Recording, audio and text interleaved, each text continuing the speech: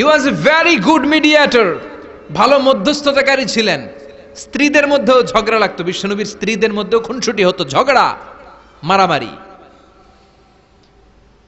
বিশ্বনবীর একমাত্র ভার্জিন কুমারী স্ত্রী ছিল আয়েশা রাদিয়াল্লাহু তাআলা আনহা।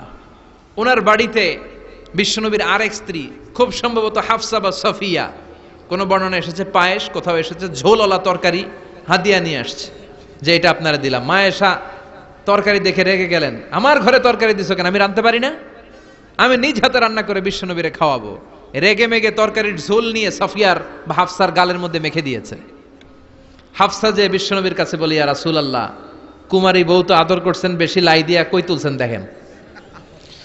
ও নবী, আমি পায়েস নিয়েছিলাম আর ঝোল করা তরকারি নিয়েছিলাম, ভেবেছিলাম আপনিও খাবেন, আয়েশাও খাবে। আয়েশা কয়, আমি কি রাঁধতে জানি না, নিয়ে আসলা কেন আমার ঘরে, দিলা কেন? আমি রাঁধতে জানি, নিয়ে যাও।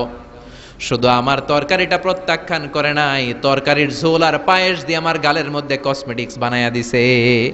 এই যে গাল দেখেন, দলিল নিয়ে আসছি, দেখেন কি করছে। বিশ্বনবীর পদ্ধতি ছিল, বিচার কেউ দিলেই he never take any action, he never react anymore. কখনো উনি অ্যাকশনে যেতেন না, উনি দুই পক্ষের কথা শুনতেন। সুবহানাল্লাহ পড়েন। আর আমাদের বিচার করতে গেলে একজনের কথা শুনে আরেকজনের বাস আছে না নাই? বললেন আয়েশারে ডাকো, আয়েশা এমন করেছো? করেছি। কেন করেছো? বললে, ইয়া রাসূলুল্লাহ, মাথাটা গরম ছিল,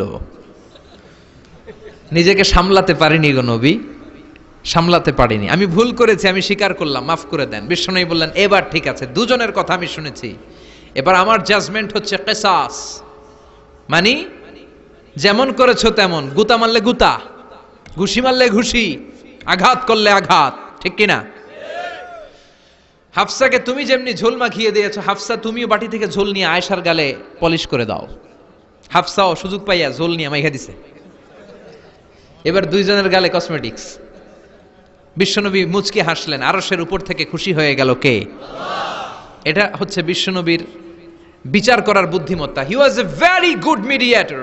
ঝগড়া লাগলেই, বুখারীতে একটা চ্যাপ্টার আছে, চ্যাপ্টারের নাম হচ্ছে ইযহাবু বিনা নুসলিহ বাইনাহুম। চ্যাপ্টারের নাম আমাকে নিয়ে চলো, আমি মিলাইয়া দিব।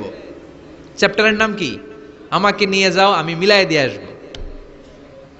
কত জায়গায় যে বিশ্বনবী যে মিলাইয়া দিয়ে আসতেন।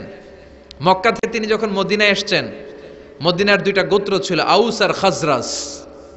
এদের এই দুই গোত্রের মধ্যে 100 বছরের মারামারি, 120 বছরের যুদ্ধ, কেউ থামাতে পারে না। থামাতে পারবে কি করে? বাবা যখন মারা যায়, ছেলেরা বলতো, আমারে মারছিল, তোরাও মারবি। কেউ যখন ইন্তেকাল করে ওসিয়ত করে যেত, আমারে কোপাইছে, তোরাও কোপাবি, কোপায়া সাইজ করে ফেলবি। তো সবাই সবার রাগ আর ঝাল মেটানোর জন্য এরকম ছেলে মেয়েদেরকে ওসিয়ত করে যেত যে এই যুদ্ধ যেন বন্ধ না হয়, আমার প্রতিশোধ তুই নিবি বাবা। এরকম ডাকাইত কিছু লোক আছে না নাই? দাউ দাউ করে আগুন শুধু জ্বালাতে চায়। 120 বছরের যুদ্ধ কেউ থামাতে পারে না। বিশ্বনবী মক্কা থেকে মদিনায় হিজরত করলেন। মদিনায় যে উভয় পক্ষরে নিয়ে বসলেন, উভয় পক্ষের সব কথা শুনলেন। এরপরে কথা শোনার পরে মাত্র 7 দিনের ব্যবধানে বিশ্বনবী 120 বছরের যুদ্ধ মিটায়ে দিলেন। এতদিন পর্যন্ত নিয়ম ছিল, আউসের কেউ খাজরাজের কোনো মেয়ে বিয়ে করে না, খাজরাজের কোনো ছেলে আউস থেকে মেয়ে নেয় না। ওদের আনন্দ ওদের মতো, এদের আনন্দ এদের মতো। এই মিলিয়ে দেওয়ার পর থেকে আউস আর খাজরাজের মধ্যে বিয়ে করানোর ধুম পড়ে গেল।